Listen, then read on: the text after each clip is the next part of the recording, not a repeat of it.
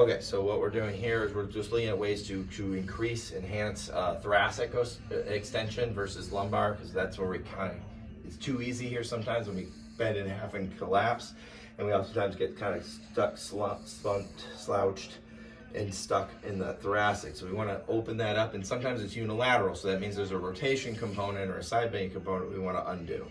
So say I'm stuck on my left side more than my right, or just across both. So what I want to do is use a table. I can use it like this, like a push-up position, or I can actually come down on my forearms, which may be more comfortable. I just need to sit in my hips. I'm trying to keep my spine nice and as straight as possible. And I'm just going to hang out here. So we're using a concept that's known as creep. So the same thing happens when you're sitting and slouching for long periods of time.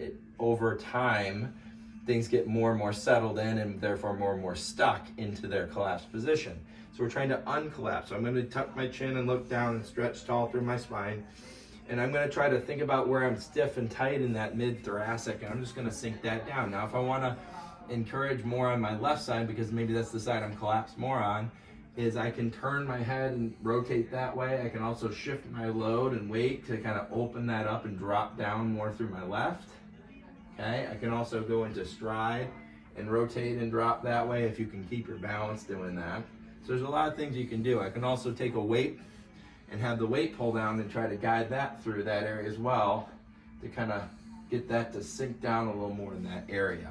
I can do the same thing on a wall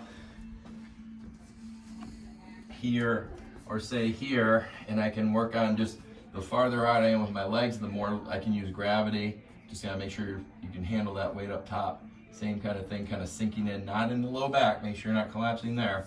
And I can kind of sink into my kind of squat position. I can use this other arm to kind of guide things along as well. Try to open that up slowly with time. Good.